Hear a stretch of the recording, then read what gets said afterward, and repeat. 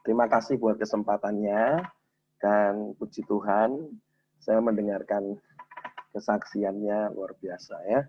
Semua mengalami hal yang sama. Saya beberapa waktu yang lalu, ini kan dekat Natal ya.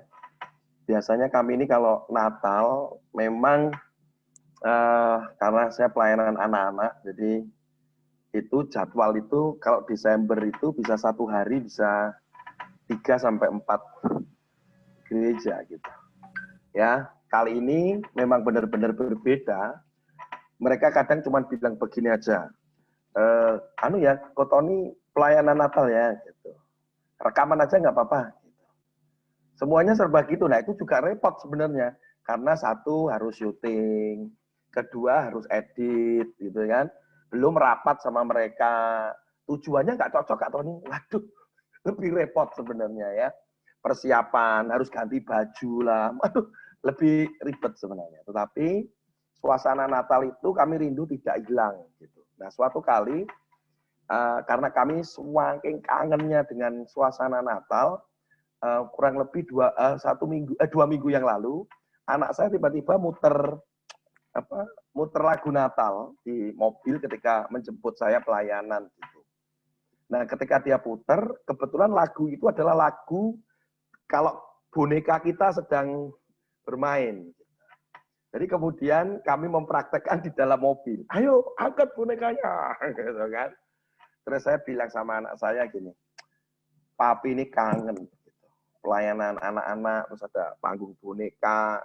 Terus waktu anak-anak itu bisa bilang begini, wah! Terus kemudian tepuk tangan, wah! Lihat anak-anak seneng tuh, seneng banget gitu. Saya bilang begitu. Tapi saya seperti ditampar oleh anak saya yang paling besar itu bilang gini, kalau saya bukan itu yang saya kangen nih, Pak.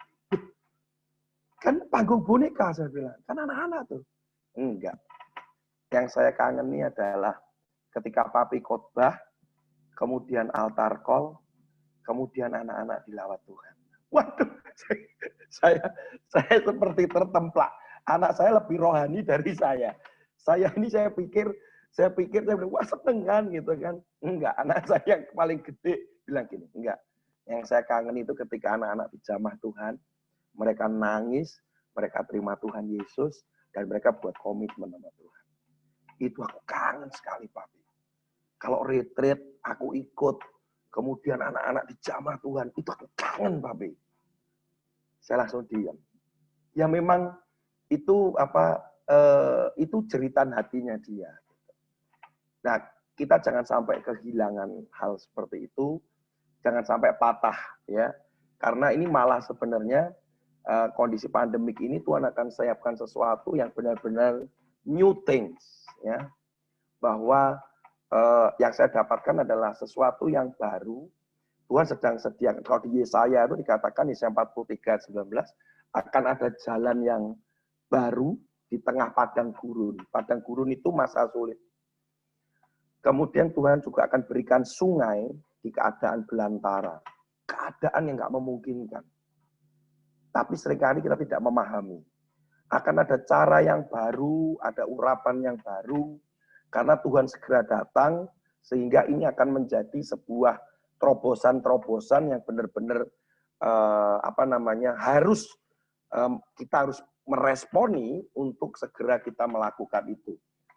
Jangan mengandalkan manusia, tapi andalkan Tuhan benar, karena terobosan-terobosan ini dalam waktu dekat akan terus Tuhan akan lakukan.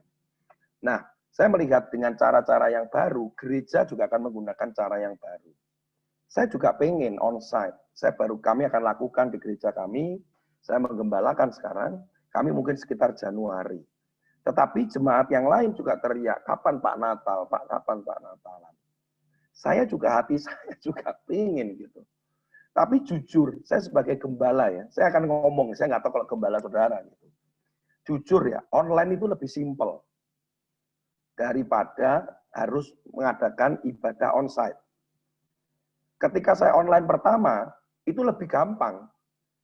Nggak usah pakai celana panjang, cuman begini, ayo siap. Wah, sudah puterin YouTube beres sudah. Nah, kemudian bulan Agustus, saya mencoba tantangan baru supaya saya nggak terlalu keenakan. Kemudian saya bulan Agustus bilang, sekarang streaming. Jadi saya menggunakan alat musik, kemudian pemimpin pujian, pengkhotbah di gereja, kami shoot di studio.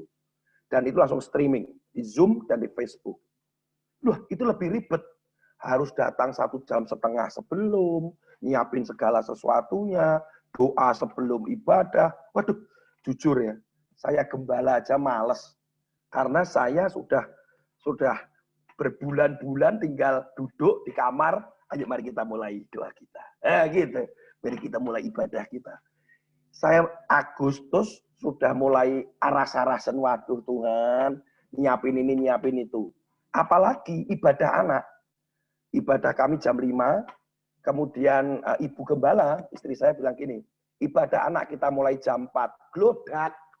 Dan ini jam 4 saya harus mulai jam berapa.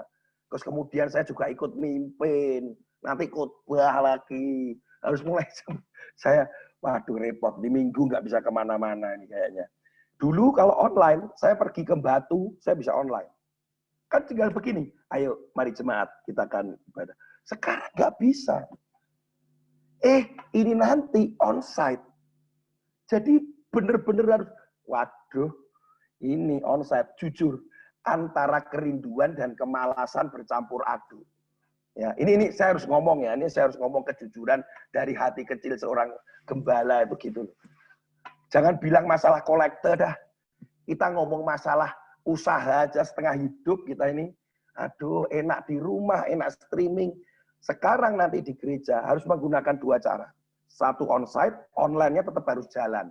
Yuk, saya harus infrastrukturnya harus saya persiapkan. Orangnya harus bertambah lagi. Saya bilang gini, Tuhan ini kok lama-lama kok jadi mumet saya ya. Nah, tapi itulah yang akan terjadi. Kita sedang di-push untuk menjadi lebih baik. Yang dulu nggak ngerti Zoom, sekarang bisa Zoom. Saya sekarang kalau suruh khotbah anak-anak, punya aplikasi lebih banyak sudah. Game-nya juga banyak sudah. Ya, kemarin kami virtual camp, anak-anak dijamah Tuhan, 113 orang. Jadi, wah, 2 minggu yang lalu, wah anak-anak seneng sekali. Saya nggak menyangka virtual camp itu anak-anak bisa excited. Kan virtual camp pakai Zoom ngapain excited? Game-nya kayak apa gitu. Tapi kami kemas sedemikian rupa. Hari ini kami kalau ketemu, kemarin ketemu lagi, kami akan muridkan mereka sebulan sekali. Yang hadir bisa 50 anak. 50 anak, wah excited kan mereka. Gitu ya. Jadi nggak ada kata stop. Tapi kita akan berjalan dengan sesuatu yang baru. Oke, saya akan nyampaikan firman Tuhan. Tadi pembukaan aja lama ya. Sebentar saya, tenang aja.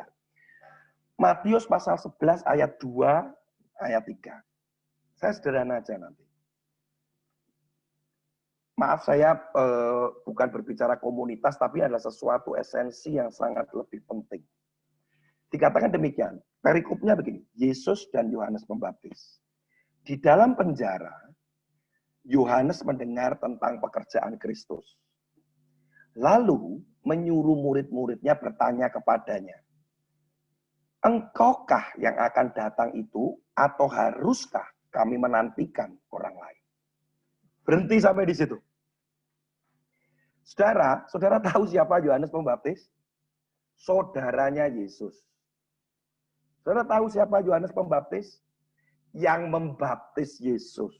Saudara tahu siapa Yohanes Pembaptis? Yang mendengar suara Bapanya, Allah Bapa, lewat Roh Kudus, lewat burung merpati yang pertama di Sungai Yordan.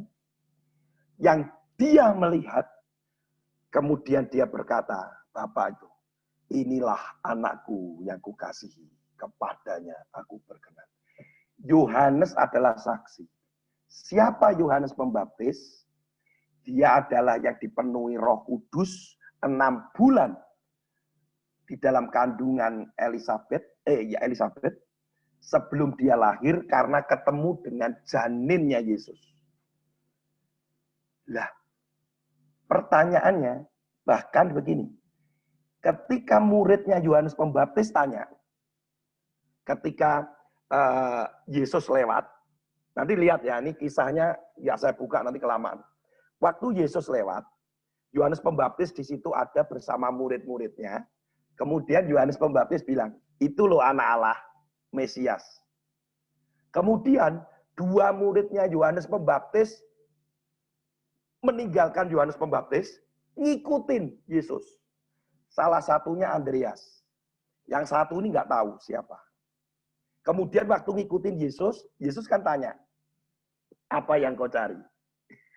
Kemudian dua murid, salah satu murid bilang, di mana kamu tinggal? Ikut aku.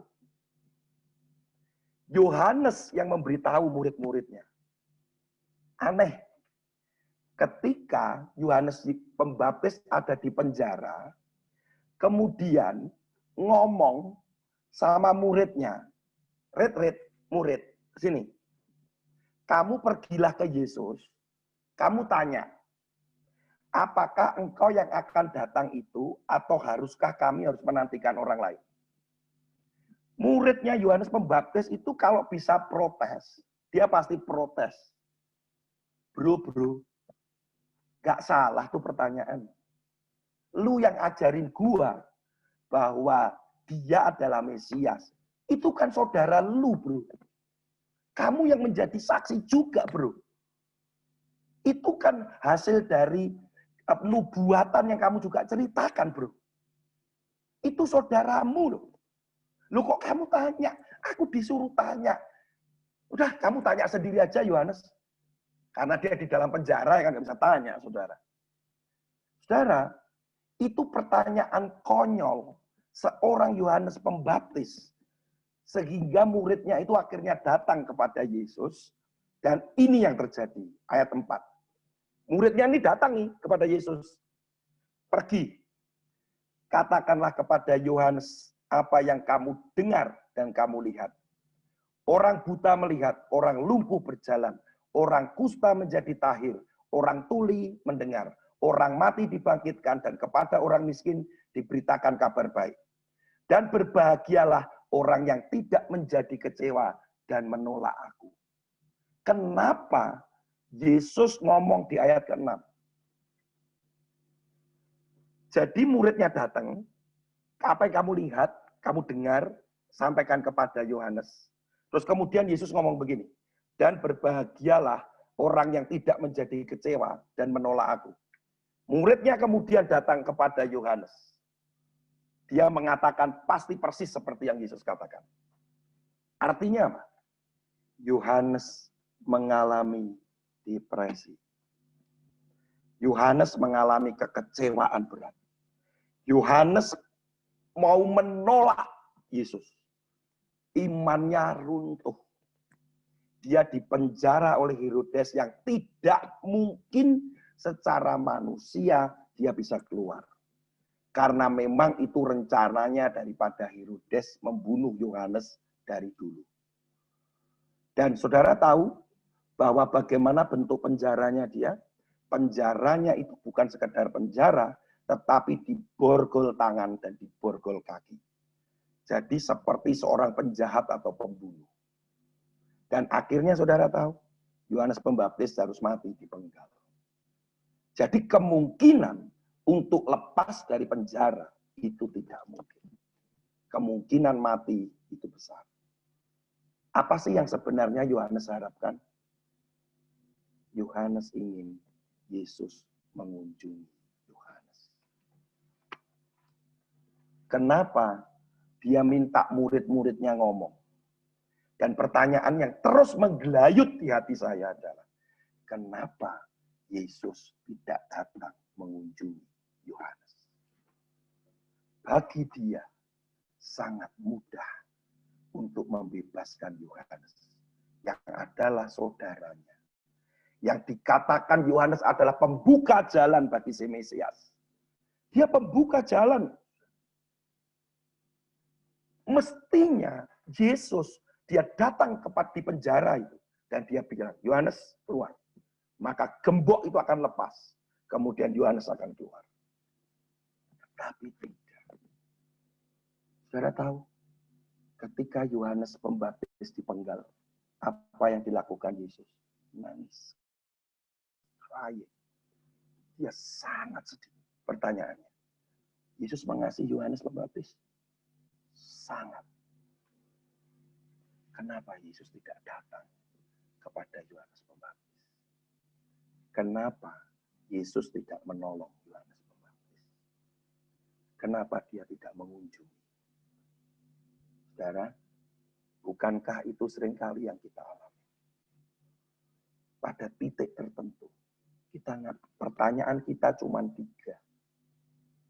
yang sering menggelayut di dalam pikiran kita. 1, di mana keadilan Allah? Yang kedua, mengapa Allah diam saja? Yang ketiga, sebenarnya Allah itu ada atau tidak? Saudara, di dalam keadaan pandemi, tekanan, ekonomi, bisnis, saudara mengalami semua sama.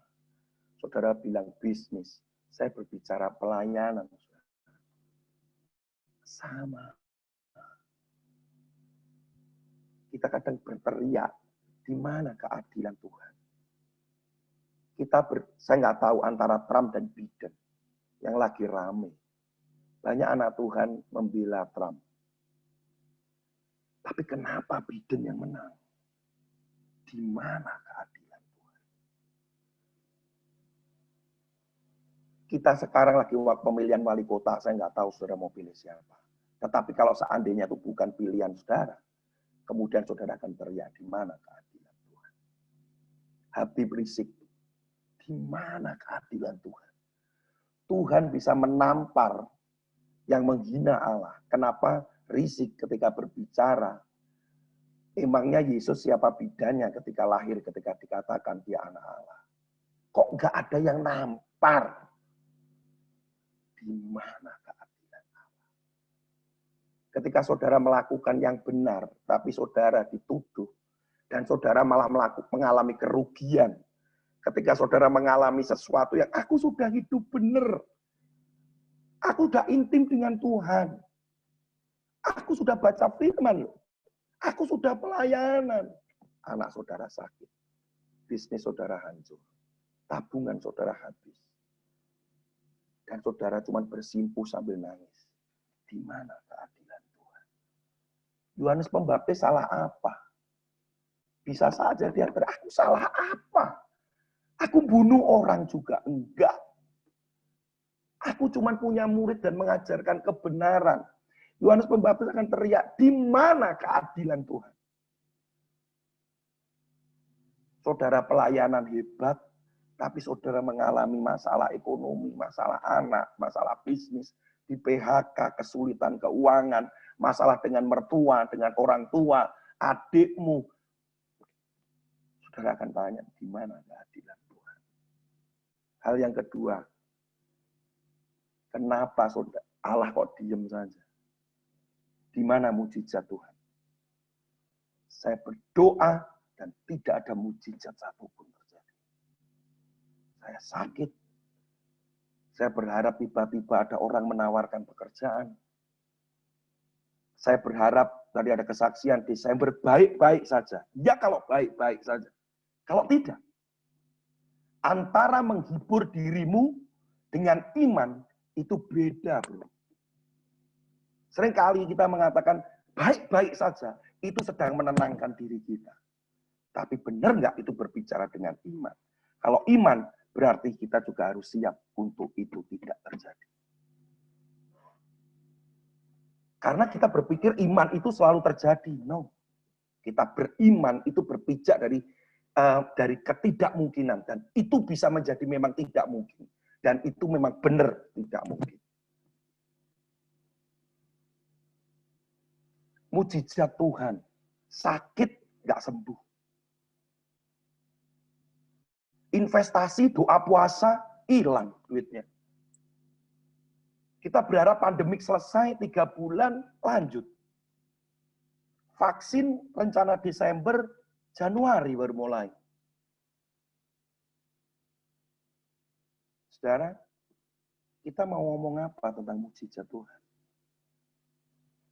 Saudara berharap keluar, nggak terjadi apa-apa, keluar motornya hilang. Saudara berharap mujizat, tapi nggak kunjung datang kan. Mama sakit, papa sakit, doa nggak semakin baik. Tetap sakit, kritis. Saudara teriak, nggak sembuh. Tuhan itu ada nggak sih? Imannya Yohanes goyah. Ini pada satu titik kita bisa cuma bilang begitu. Label kita Kristen, pelayan Tuhan, hamba Tuhan. Tetapi dia sudah nggak tahu Tuhan itu ada atau tidak. Saya cuma hanya mau bicara begini. Kalau kita berbicara mujizat, orang Israel kurang apa? Tuhan berikan mujizat. Banyak. Orang Israel kurang apa? Allah menunjukkan dirinya lewat tiang api dan tiang awan setiap hari. Dia melihat sosok Allah. Itu benar-benar real dalam bentuk tiang awan dan tiang api. Sebagai bukti penyertaan Tuhan. Kurang adil apa Tuhan? Berikan 10 perintah Allah. Bahwa jika begini, engkau akan begini. Jika engkau lakukan itu, engkau akan begini. Fair.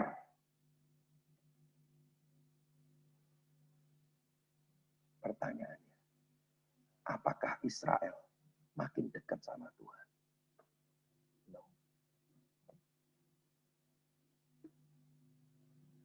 Mujizat itu tidak membawa saudara makin dekat sama Tuhan.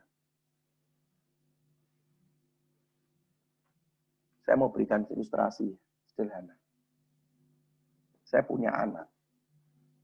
Hari ini saya belikan headset paling mahal. Dia berdoa sama Tuhan. Tuhan, saya minta headset. Berkati papi supaya saya beli headset. Saya diberkati, saya berikan headset ke dia. Saya berharap dia bisa dekat dengan saya. Makan makanan kesukaannya dia. Apa yang dia inginkan, dia baru bilang begini, papi, aku lapar, tak belikan dia makanan yang dia suka. Papi, bajuku lubang, tak belikan baju warnanya yang dia suka. Bahkan dia belum ngomong, aku berikan yang terbaik. Saya mau tanya, apakah itu menjamin dia dekat sama saya?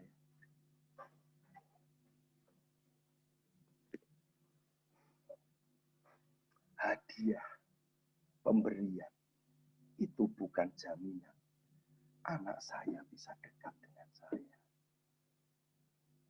Saya akan kecewa ketika dia suatu hari dia meninggalkan saya. Hanya karena temannya punya mainan yang lain. Dia bisa saja meninggalkan saya. Hanya karena seorang perempuan. Dia bisa saja tidak mendengarkan perkataan saya. Karena apa? Karena perempuan. Saya dianggap papa gila. Saya dianggap papa yang jahat. Padahal saya berikan semuanya untuk dia. Mujizat itu tidak menjamin hubunganmu dengan Tuhan makin dekat. Kehadiran orang Israel kurang apa? Kurang apa? Bahkan Tuhan bisa menunjukkan ketika dia di Gunung Sinai. Tuhan pengen bercakap-cakap dengan mereka. Mereka akhirnya nggak mau. Dan mereka cuma bilang apa? Musa, biarkan Tuhan bicara dengan engkau. Engkau bicara dengan aku. Sekarang, keberadaan Allah itu tidak menjamin Bahwa dia menunjukkan wajahnya itu. Nggak menjamin saudara dekat sama dia. Aturan fair. Siapa lebih banyak melanggar? Tuhan atau kita? Kita yang banyak melanggar. Kemudian bisakah kita menuntut dan berteriak? Di mana Tuhan? Keadilannya di mana? Tuhan ada enggak? Mujizatnya mana? Saudara, yang dirindukan Tuhan adalah tanpa mujizat. Tanpa engkau lihat wajahnya Tuhan secara langsung. Bisakah engkau masih bisa merasakan cintanya di dalam hidup?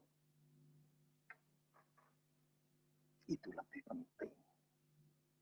Sehingga ketika engkau berdoa, engkau tidak perlu menuntut. Seringkali kita menuntut karena kita menghendaki sebuah mujizat. Kalau Tuhan tidak kasih, mau ngapain? Masihkah engkau mencintai aku? Kalau aku nggak kasih, ngapain?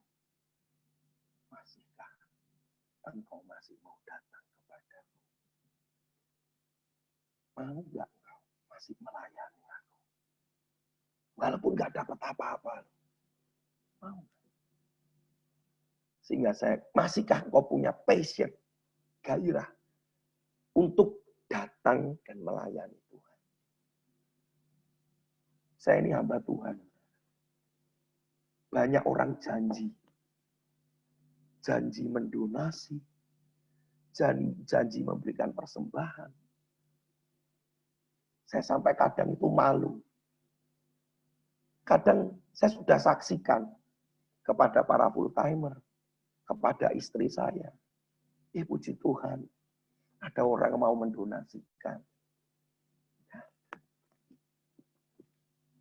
Saya pernah teman saya bilang gini, Ton, kalau ada orang menjanjikan sesuatu ke kamu, 80% adalah kebohongan.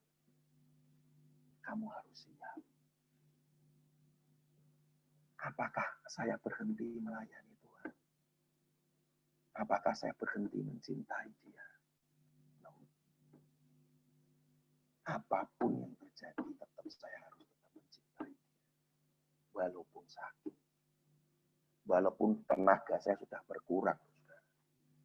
Saya kalau jam 9, jam 10, saya sudah nggak kuat. Dulu saya tidurnya di atas jam 12. Tenaga sudah berkurang. Energi sudah berkurang. Saya tahu itu. Tapi masihkah engkau mencintai Tuhan? Kalau masih ada sakitmu, engkau nggak ada uang di dompetmu, masih kamu mencintai Tuhan? Sakitmu masih ada, masih kamu mencintai dan melayani Tuhan? Karena mujizat tidak membawa kamu makin dekat sama Tuhan. Tapi mau nggak Tuhan memberi mujizat ke kita? Mau. Tapi Dia lebih tahu bahwa mujizat itu tidak membawa kita itu lebih dekat sama Dia. Banyak berkhianatnya one day. Seperti orang Israel. Jadi Tuhan sedang menguji cintamu. Saya kemarin baru ngajari anak saya yang paling besar tentang passion.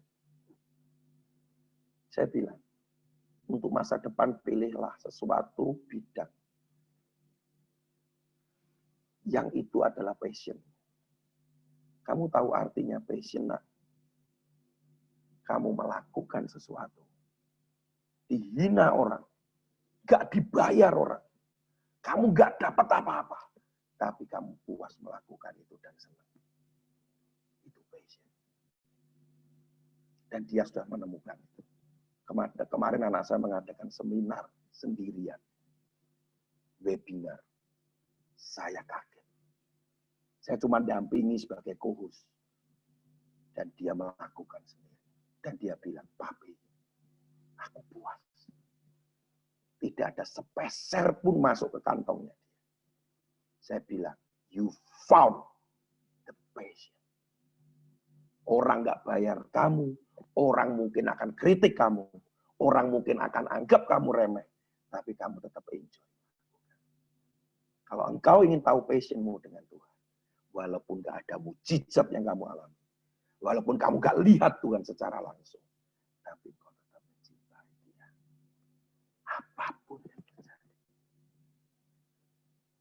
Amin. Saya cuma rindu bahwa saudara menemukan itu. Menemukan. Forget. Bukan berarti gini, kita tidak perlu mujizat. No, bukan itu maksud saya. Tapi Tuhan tetap akan berikan kepada saudara. Tapi bagi dia, lebih penting kita punya keintiman dekat sama dia daripada sekedar memberikan hadiah. Itu lebih penting. Ketika anak saya dekat dengan saya, dia nggak usah minta. Saya akan berikan yang terbaik, tepat pada waktu. Nggak perlu minta. Jujur ya saudara ya, saya ini jarang minta sama Tuhan. Tanya sama istri saya. Saya kalau doa nggak pernah minta. Nggak berani saya. Serius. Termasuk saya sakit. Jadi, cuma nangis. Tuhan sakit. Saya nggak kuat. Kalau tiap hari saya mesti panas, setiap jam 7 malam, saya ngalami itu hampir 2 bulan. Saya bilang, saya nggak kuat, Tuhan. Saya nggak kuat. Saya nggak kuat. Setiap jam 7 saya mesti panas. Nanti jam 2 pagi, saya kepanasan. Selalu begitu. Saya nggak kuat, Tuhan. Saya nggak kuat. Cuma bilang gitu. Tolong saya nggak kuat. Saya nggak bilang, sembuhkan saya, sembuhkan. Dalam nama. Nah. Diam. Saya malam cuma nangis. Nggak kuat, Tuhan. Saya nggak kuat. Tapi saya tetap akan mencintai Tuhan. Kalau saya kena COVID, saya tetap akan mencintai Tuhan. Saya nggak sembuh kena COVID. Saya tetap mencintai Tuhan. Jangan berkata bahwa hamba Tuhan kok nggak sembuh. Nggak peduli saya. Hati kita diuji seberapa kita dekat mencintai Dia. Amin. Cari wajahnya. Jangan cari mujizat. Amin. Mari kita doa yuk. Tuhan Yesus, terima kasih buat persekutuan yang indah. Buat Youth GBT Mawar Shalom.